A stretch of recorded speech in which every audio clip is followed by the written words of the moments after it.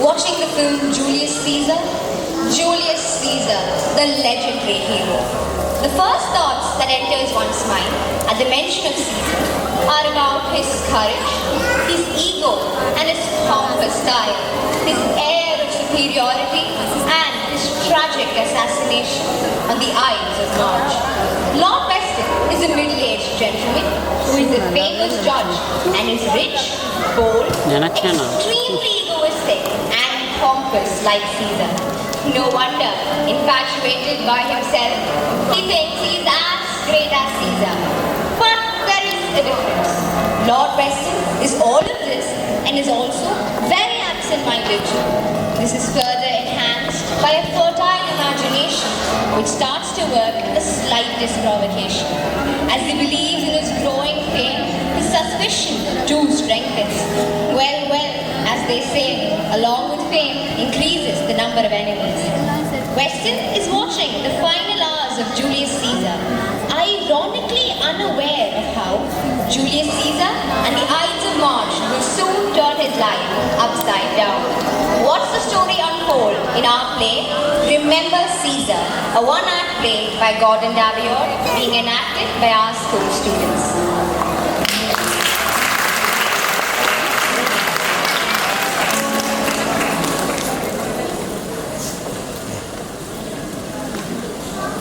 And furthermore, it is not alone a question of duty. There is your own success to be considered. Yes, my lord. Diligence, courage, and an attention to detail should be your care. I did not become Lord Weston by hoping for favors. I won my honors by hard work and zealous service. Men who are at Corpus Christi with me are today copying documents for a living. While I, let us not mince matters, am the best known and certainly the most impartial judge in England. And a favoured servant of His Gracious Majesty Charles II. That, I submit, my good Roger, is an example to be studied.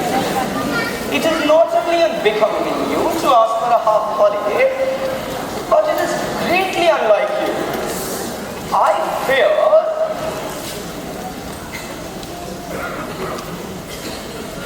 can it be Mr. Chetwynd that you haven't been listening to my discourse? Mr. Chetwynd? What, my lord? Oh no. Yes, certainly, sir. I am listening. What was I talking of? Yourself, sir. I mean, of your rise to success, my lord. We were talking of your extraordinary request for a half holiday when you only had one last month. Would it be straining courtesy too far if I were to inquire what prompts this new demand for a heedless leisure? Well, I thought perhaps if you did not need me this afternoon, I could personally go meet the clerk of the awards committee and find out why he has not yet sent that document. Oh, indeed. Well, the lack of it greatly hinders. It holds up my work, you see, especially at this most interesting point. That, of course, is a different matter. I see no reason why you shouldn't go out to Mr. Clay's in the afternoon if the weather is fine. I am relieved that your thoughts are more sober matter that befits a rising young man. Diligence, courage, and an attention to detail. These are the three. Without an orderly mind, no man can hope to excel in any of the learned professions. Detail, my good Roger. Attention to detail. Attention. Certainly, my lord. That is the beginning of greatness. That is the...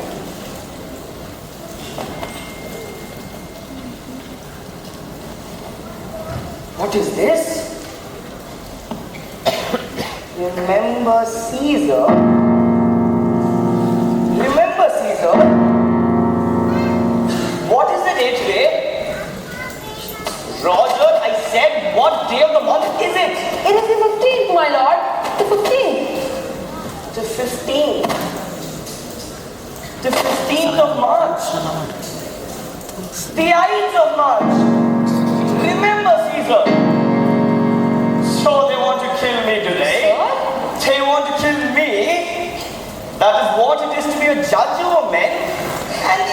privilege of justice?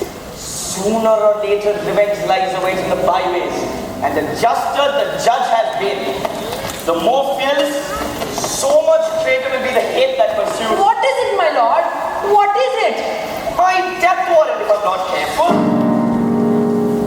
What cases have you had lately? There have been many cases, sir. We have had that. Caesar affair? Yes, that Oh, I refuse to be bribed. The piracy of both sides hate me for that. Or there was that footbag. Is it a threat? The paper? But where did it come from? It was in my pocket.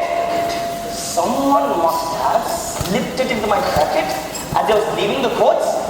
A small, evil-looking fellow, very sly. But what does it say? The paper. Just at the door it was, and he didn't wait for an apology, I remember. Well, I can only thank him for the warning. I may die before my time, but it will not be late if I can help it. Go downstairs at once, Roger. Yes, my lord. Lock, bar, and chain are the doors shut. And ask my wife to come to me at once. At once. Yes, my lord. Stop! Are there any strangers in the house? Workmen or such? Only Joel the gardener, my lord. He seems to be cleaning the windows on the landing. Send him away at once. Yes, my lord. Ask him to leave everything and lock the door behind him. And see that the windows too, are closed. Yes, my lord. Joel, the master wants you to.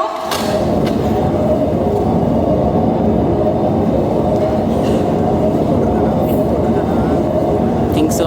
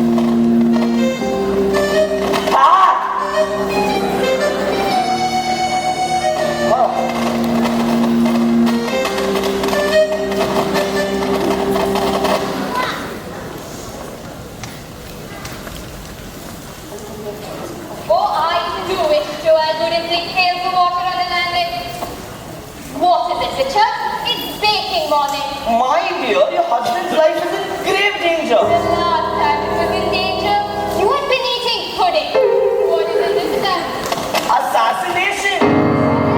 Well, you always wanted to be a great man like Julius Caesar. Now you've got your wish.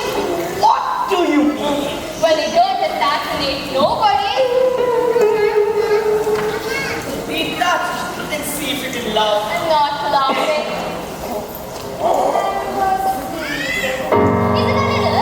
It's my death warrant. Do you know what is the day today? Thursday. What day of the month? About the 12th, I should guess. It is the 15th. The 15th of March. Lord about it, your good sister's birthday, and we haven't even celebrated. Oh, France, enjoy the lightness of your mind. On the 15th of March, Julius Caesar was murdered in the Forum. Yes, of course I remember. He couldn't stand his attitude any longer. He was a great man. Yes, my dear, I'm sure he was.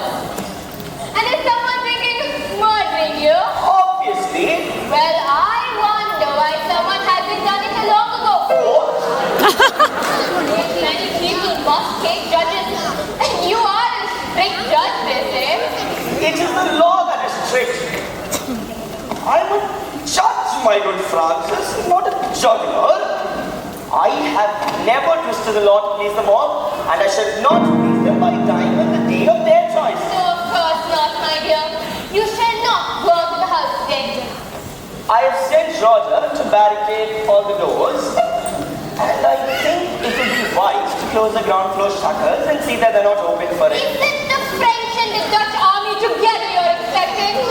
This is the name of the boy coming to the groceries. How am I to... My dear, is a little sugar more to you than your husband's lies? It's not a little sugar, it's a great deal of flour. And you would be the first to complain if the bread was short and the gravy thin. How do you know that the little paper was meant for you? Because it was in my pocket. Found it there when I was looking for something to light my pipe with. Someone must have slipped it in my pocket as I was leaving the courts. A dark, lean fellow. Very evil. I don't think he was very evil. What do you know about it? But it was very kind of him to warn you. Imagine, you should have gone for your walk down the road and someone should have struck you. And I should have been a widow before dinner time. Oh, stop, Francis, stop. It upsets me too. Roger, have you seen to it all? Every door shut, every window barred, all workmen out. Every door except the kitchen one, my lord. And why not the kitchen one? Well, sir, the cook seemed to think that is she said. Well, speak, man. What did she say? And how does what the cook thinks affect my order to bar the kitchen door? Sir, the cook said she was a very respectable woman and had never been behind bars in her life. And she wasn't going to begin at her age. And she was quite capable of dealing with anyone who came to the kitchen door. Tell her to pack her things and leave the house at once. Who will cook your pet dishes? I shall also see that all the downstairs windows are shuttered as you suggest. We can always haul the groceries through an upper window. I think that's so frivolous a suggestion, and so anxious a time, is it? Poor taste, Francis. And unworthy of you. Did it appear frivolous to you? How strange.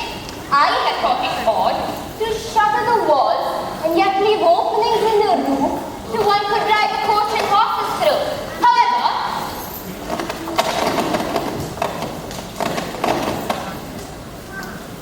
What do you want with these? well, if we are to be in darkness below, we shall watch all the candles we can gather.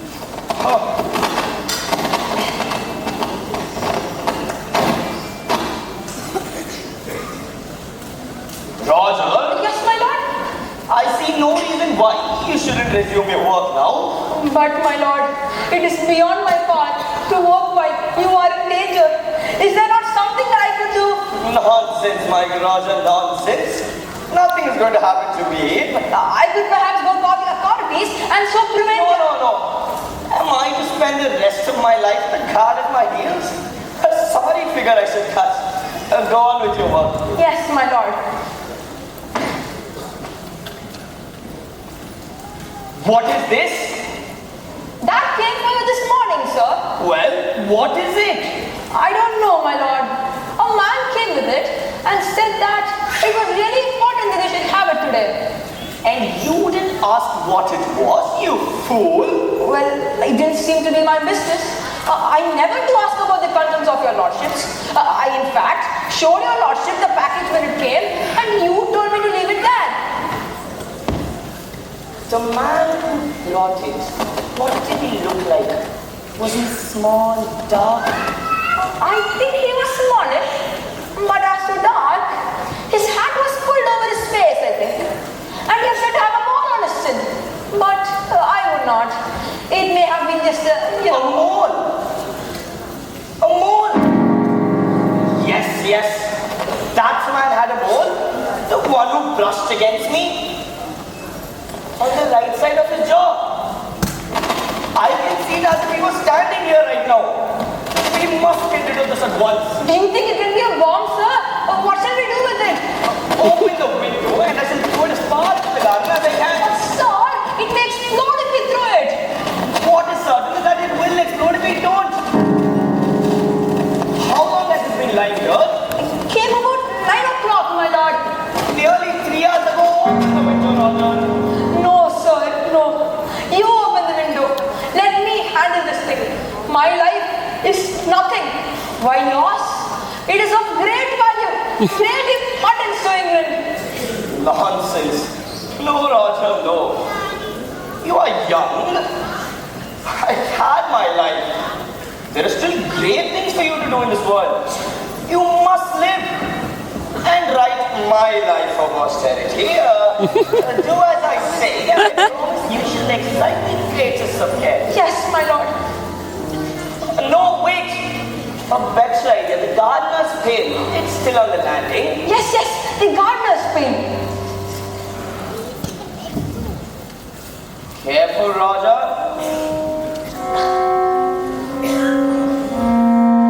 Careful, sir.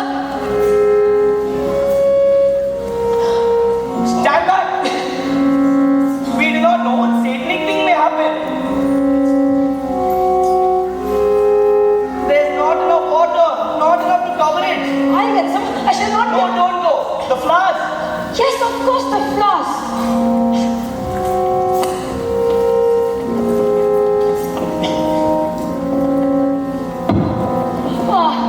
That has done it. Now it's going to float. It must be wet through or it's of no use. We must put something heavy on top to keep it down. Yes, brilliant. Get something. But what shall I get? Anything that is heavy and will fit into the pail. Or books, anything. Books, sir? But they'll get very wet, won't they? In the name of heaven, bring the first few books off the shelf. I suppose it cannot be helped. Such beautiful bindings too.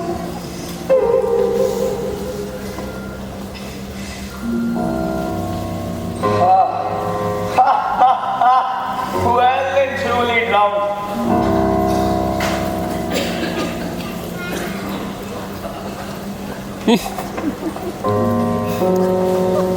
Lord of mercy, Richard, what have you got in that pail?